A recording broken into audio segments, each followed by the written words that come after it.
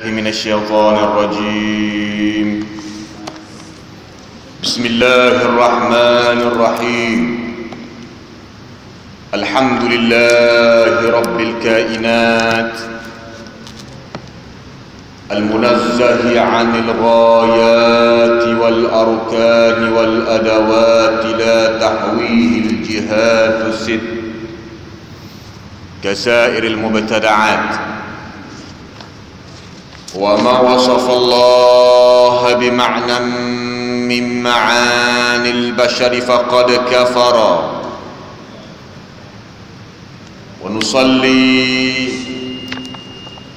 ونسلم على سيدنا وحبيبنا وشفيعنا وقدوتنا ومولانا محمد صلى الله عليه وسلم وعلى آله وأصحابه ومن تبعهم بإحسان إلى يوم الدين. رب اشرح لي صدري ويسر لي أمري واحلل عقدة من لساني يفقه قولي. رضيت بالله ربا وبالإسلام دينا وبمحمد صلى الله عليه وسلم نبيا ورسولا. اللهم لا سهل إلا ما جعلته سهلا. ما شاء الله كان وما لم يشأ لم يكن. ولا حول ولا قوة إلا بالله العلي العظيم. أعوذ بكلمات الله التامات من شر ما خلق. بسم الله الذي لا يضر مع اسمه شيء في الأرض ولا في السماء وهو السميع العليم. فالله خير حافظا وهو أرحم الراحمين. فإن شر الأمور محدثاتها وكل محدثة بدعة وكل بدعة ضلالة وكل ضلالة في النار. أو كما قال عليه الصلاة والسلام. أما بعد. Alhamdulillah, bersyukur kita kepada Allah Subhanahu wa taala kerana menganugerahkan kepada kita dengan berbagai nikmat dan kesenangan. Sama-sama kita mengguna nikmat dan kesenangan itu dalam melakukan ketaatan kepada Allah Subhanahu wa taala. Semoga kita digolongkan di kalangan orang-orang yang bersyukur kepada Allah Subhanahu wa taala. Dan hakikat bersyukur ini seperti mana yang telah dijelaskan oleh Al-Imam Al-Junaid. Kata beliau bahawasanya hakikat bersyukur adalah isti'malu ni'matin fi ta'atillah, menggunakan nikmat yang Allah Ta'ala beri, yang dianugerahkan oleh Allah Ta'ala fi ta'atillah, dalam melakukan ketaatan kepada Allah Subhanahu wa Ta'ala. Itulah hakikat syukur yang dimaksudkan oleh para alim ulama kita. Semoga kita dapat bersyukur kepada Allah Subhanahu wa Ta'ala. Jamaah yang dirahmati sekalian, kita sekarang ini berada pada bulan Rabiul Awal. Dalam bulan Rabiul Awal ini termaktub dalam sejarah Islam kisah kelahiran junjungan besar Nabi kita Muhammad sallallahu alaihi wasallam. Semulia-mulia makhluk, sehebat-hebat makhluk yang diciptakan oleh Allah Subhanahu wa taala. Lahirnya Nabi kita pada bulan ini, tuan-tuan yang dirahmati sekalian. Dan kita adalah umat Nabi Muhammad sallallahu alaihi wasallam. Setiap tahun bila tibanya bulan Rabiul Awal, kita sangat gembira. Kita sangat suka kerana bulan itu adalah bulan memperingati kelahiran Rasulullah sallallahu alaihi wasallam. Seluruh umat Islam di pelosok dunia menyambut kelahiran Nabi kita Muhammad ini kerana mereka begitu bersyukur kepada Allah Subhanahu wa taala. Jamaah yang dirahmati sekalian, apabila disebut berkaitan dengan sambutan Maulid Nabi sallallahu alaihi wasallam, ada dikaitkan dengan beberapa masalah. Pertamanya disebut sebagai bid'ah. InsyaAllah pada tengah hari ini kita akan kupaskan tajuk kita pada tengah hari ini berkaitan dengan bid'ah. Disebut oleh sebahagian ulama ahli sunnati wal jamaah di dalam beberapa karangan mereka, antaranya yang berbunyi, i'lam anna al-bid'ata lughatan ma uhditha ala ghairi mithalin sabiq. Ketahuilah bahawasanya kalimah bid'ah itu dari sudut bahasanya maksudnya ma uhditha ala ghairi mithalin sabiq, perkara baru yang diada-adakan yang tidak ada contoh sebelumnya. Itu yang dimaksudkan dengan bid'ah, tuan-tuan, dari sudut bahasa.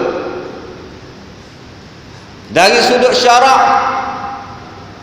disebut al-muhdatsul ladzi lam yanuss alaihi al-Quran wala jaa fi sunnah, perkara baru yang tidak pernah dinaskan oleh Al-Quran dan disebut oleh As-Sunnah, yaitu hadis-hadis Nabi sallallahu alaihi wasallam.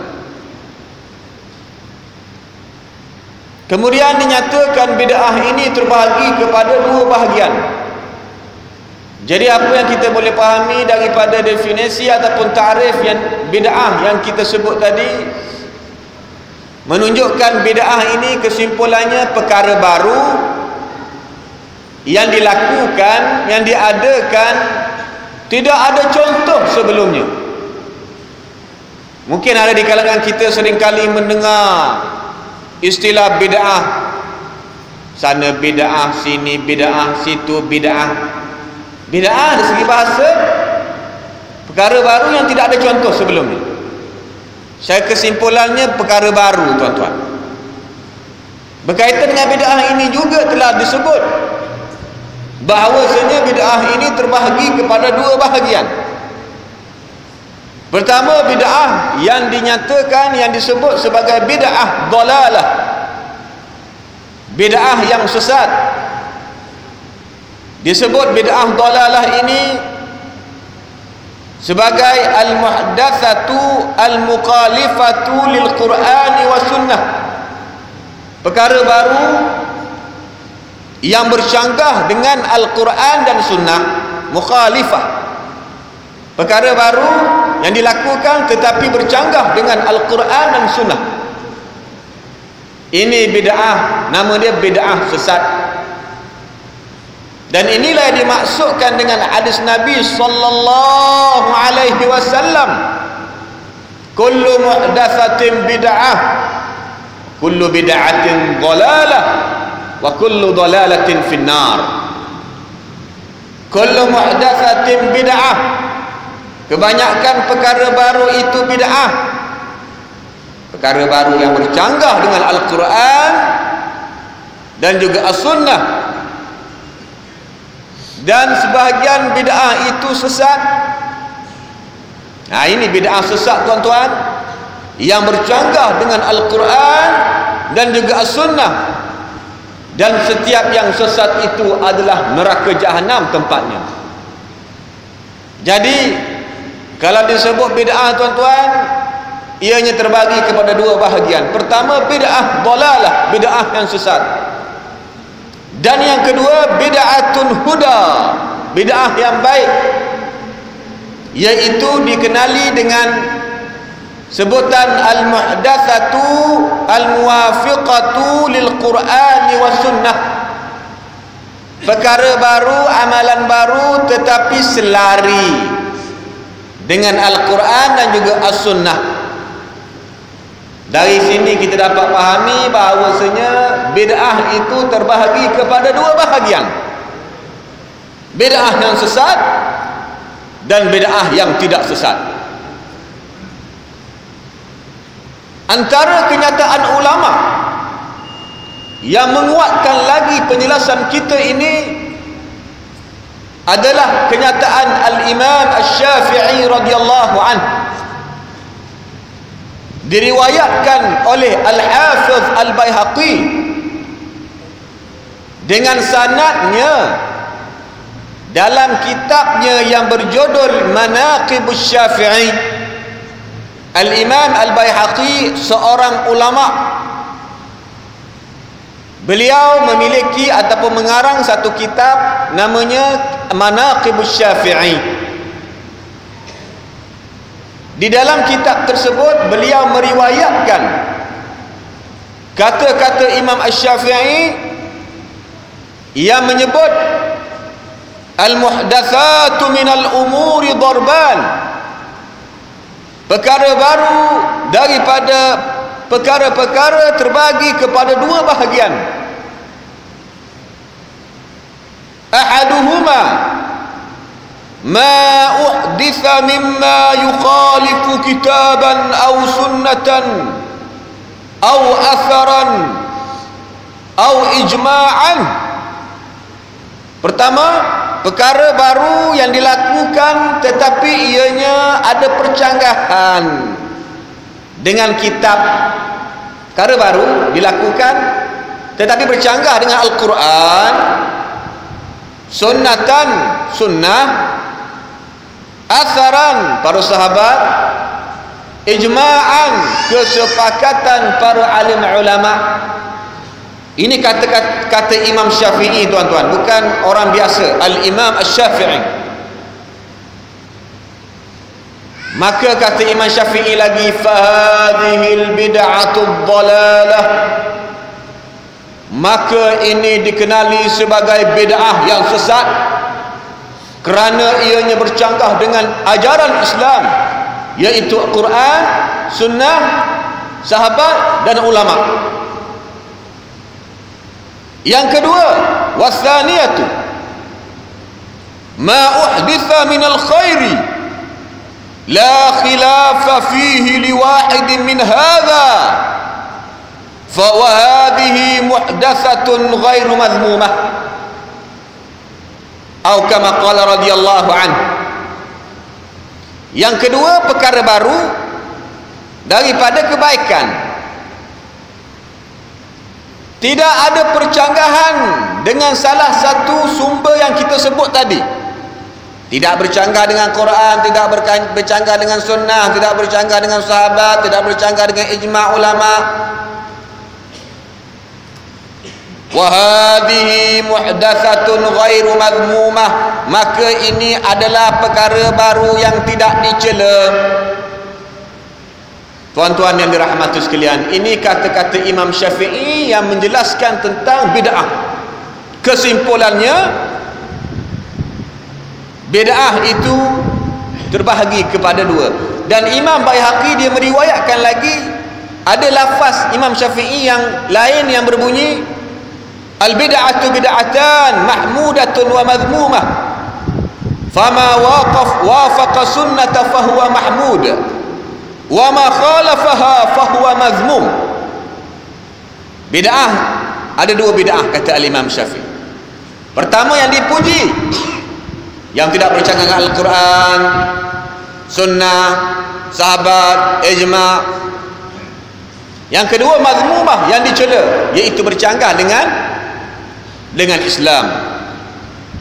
Fama wafaqa sunnata fahuwa mahmud. Mana-mana perbuatan yang baru yang dilakukan, maknanya tak pernah dilakukan di zaman Nabi, tak pernah disebut oleh Nabi, tetapi dilakukan selepas kewafatan Nabi dan selari dengan sunnah, fahuwa mazmum, fahuwa mahmud, maka ia dipuji, boleh diguna pakai tuan-tuan.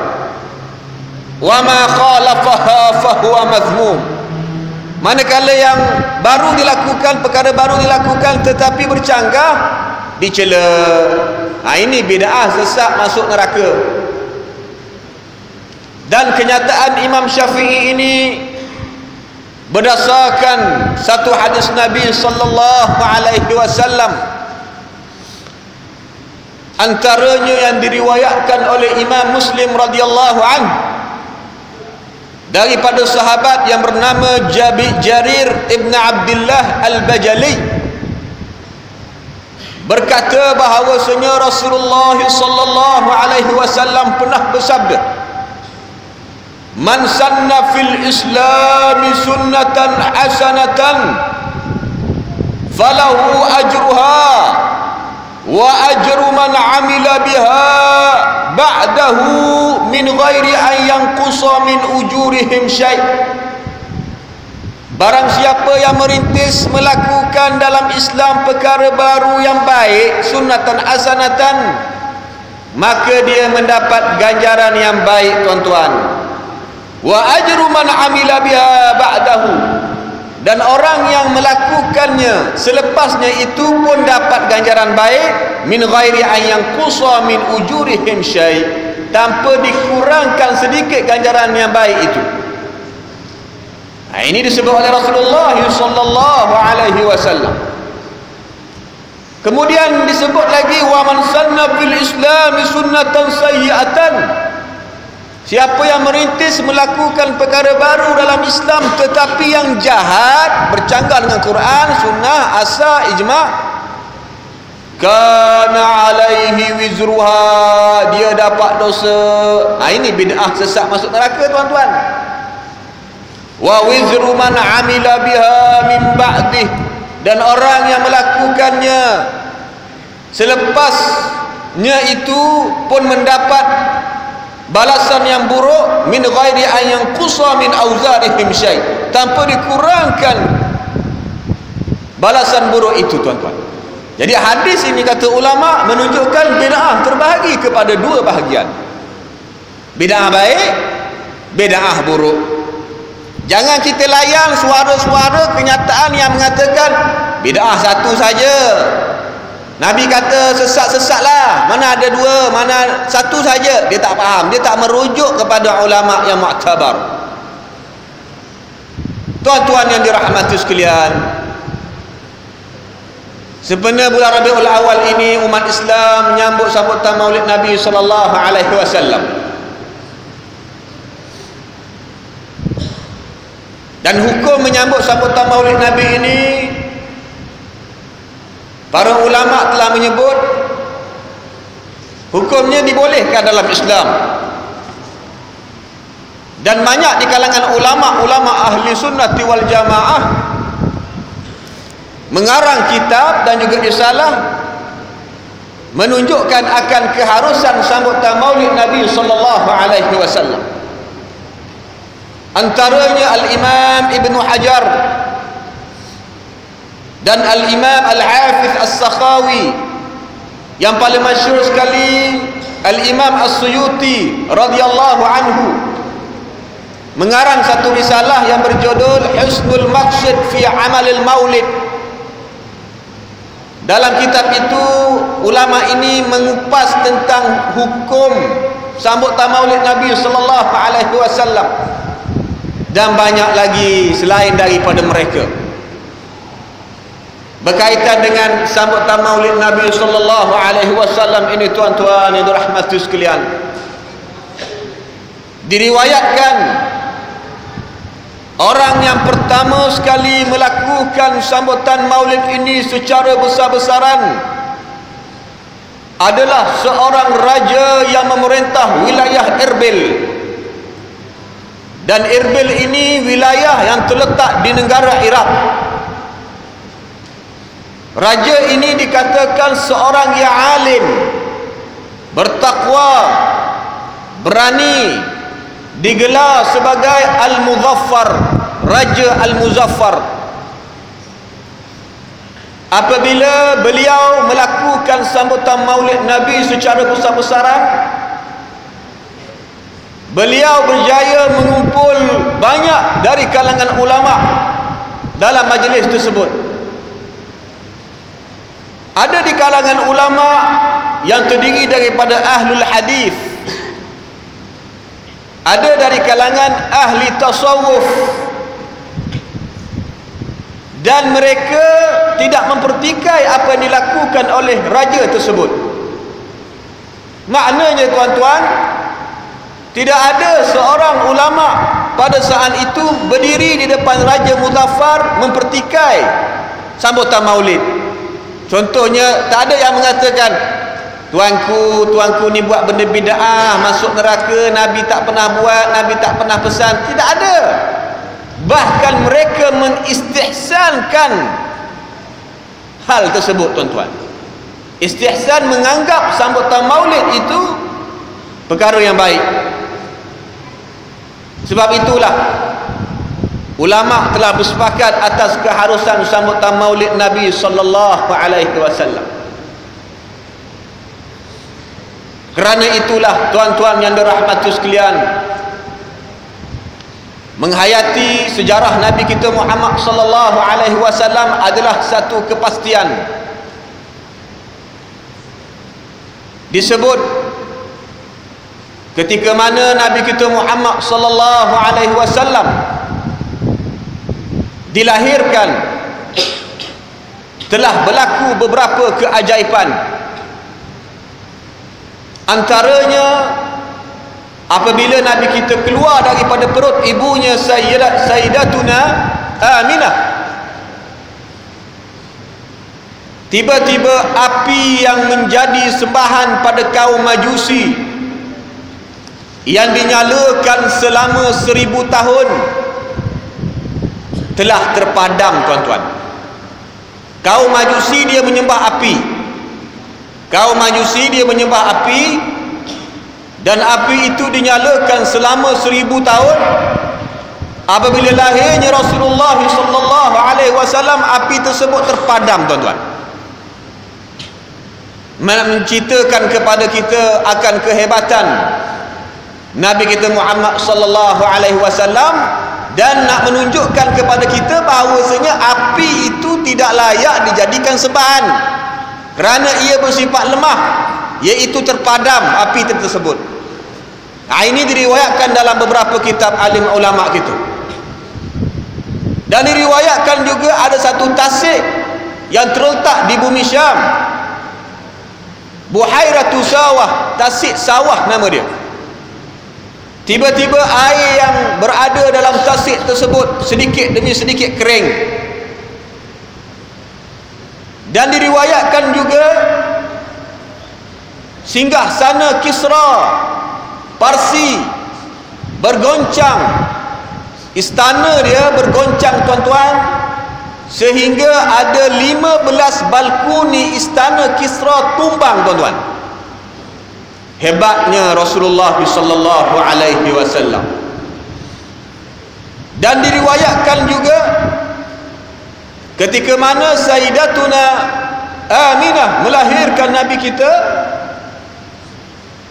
apabila keluarnya Nabi daripada perut ibunya, keluar sekali dengan cahaya. Terdapat cahaya yang menyinari istana Busra di Syam. Keluar dengan cahaya sekali, sehingga cahaya tadi menerangi sampai ke bumi Syam. Nabi dilahirkan di Mekah, dan ibunya dapat melihat istana Busra di bumi Syam, sebab cahaya tadi menerangi di hadapan dia. Dan ibu Nabi juga dapat melihat leher-leher unta di bumi Syam, tuan-tuan. Jadi jarak perjalanan daripada Mekah ke bumi Syam ni jauh, tuan-tuan. Jadi dari situ kata ulama, ini menunjukkan bahawasanya ibu Nabi kita Muhammad sallallahu alaihi wasallam telah sampai tahap wilayah wali tu kan.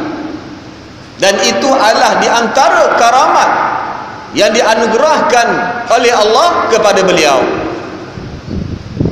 Hebatnya Rasulullah sallallahu alaihi wasallam ketika mana baginda dilahirkan dan dikeluarkan di atas muka bumi ini. Maka apa salahnya bila tiba bulan Rabiul Awal kita buat sambutan Maulid, memperingati kelahiran Nabi kita Muhammad sallallahu alaihi wasallam. Dan diriwayatkan lagi bahawasanya Rasulullah dilahirkan dalam keadaan telah bercelak, mukahhal. Celak tuan-tuan, sudah bercelak sempurnanya Nabi kita Muhammad sallallahu alaihi wasallam. Dan dalam keadaan berbau wangi, keluar daripada perut ibu dia dengan wangi-wangi sekali.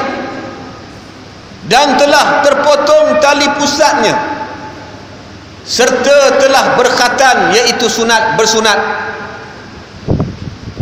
Baginda juga dilahirkan dalam keadaan kepalanya mendongak ke langit. Bila keluar daripada perut ibunya, Nabi terus pandang ke arah langit, tuan-tuan. Ini keajaiban kelahiran Nabi kita Muhammad sallallahu alaihi wasallam. Maka di situ ada ulama dia menjelaskan kenapa Nabi mendongak kepalanya ke langit. Kerana langit adalah dianggap tempat turunnya rahmat dan rezeki. Kerana itulah tuan-tuan yang dirahmati sekalian, disebut dalam Al-Quran, wa fis samaa'i rizqukum wa ma tu'adun. Daripada langit turunnya rezeki. Ulama dia tafsir lagi, rahmat, nikmat, keberkatan turun dari langit. Dan langit juga dianggap kiblat doa. As-sama' qiblatud doa. Kesimpulannya tuan-tuan, langit ni tempat yang mulia. Sebab itulah Nabi diriwayatkan bila keluar daripada perut ibunya mendongak kepalanya ke langit. Kerana langit tempat nak menunjukkan langit ni tempat turunnya rahmat, keberkatan, rezeki dan kiblat doa. Tapi kita kena ingat, langit bukan tempat bagi Allah Subhanahu wa taala. Ada orang dia menganggap Allah taala tinggal di atas langit. Langit mulia bagi Allah. Ini tanggapan ataupun pegangan yang tidak benar.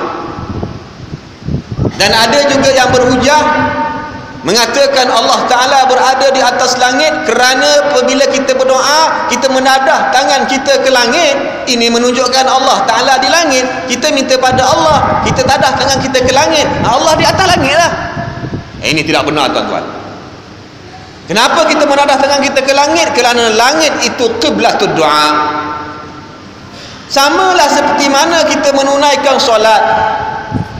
Kita menyembah Allah Ta'ala, kita memperhambakan diri kita kepada Allah Ta'ala.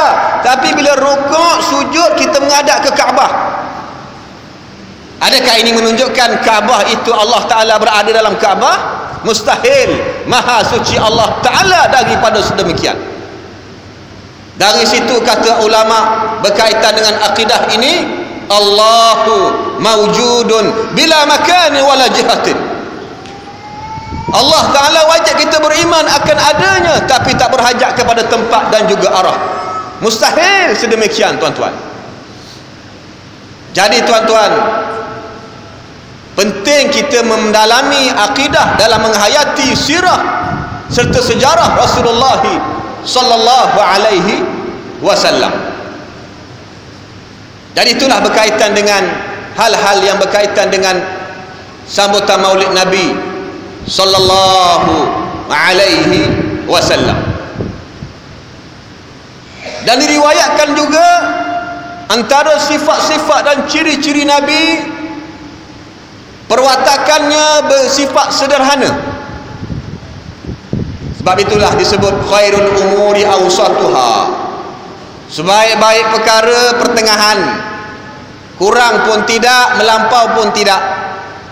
Tengah-tengah tuan-tuan. Tengah-tengah ni maknanya kita tak kurang, kita tak melebih. Sebab itulah kalau dalam hal kita nak bersatu, akhir zaman ni banyak orang ceramah, marilah kita bersatu. Sebenarnya bersatu di atas akidah yang benar. Jangan kurang, jangan melampau. Kalau kurang dia tak cukup, kalau melampau binasa. Kerana Nabi pernah menyebut, iyyakum wal ghulu, janganlah kamu sekali-kali melampau dalam agama, kerana kaum-kaum sebelum kamu itu binasa sebab mereka melampau dalam urusan agama. Akhir zaman ni ramai juga orang yang melampau dalam bab agama, dia melampau tuan-tuan. Dia tafsir Quran, tafsir hadis ikut emosi dan perasaan dia. Dan ini pernah disebut oleh Rasulullah sallallahu alaihi wasallam, man qara al-Qur'ana bi ra'yihi aljamahullahu bil ijab minan nar, atau kama qala.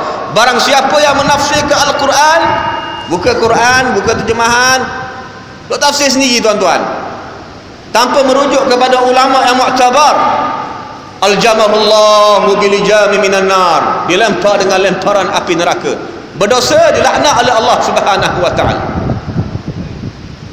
Jadi sifat Nabi ni bersederhana tuan-tuan. Dan beliau kalau keluar daripada tempat tinggalnya umpama purnama di malam hari, kalau siang umpama matahari.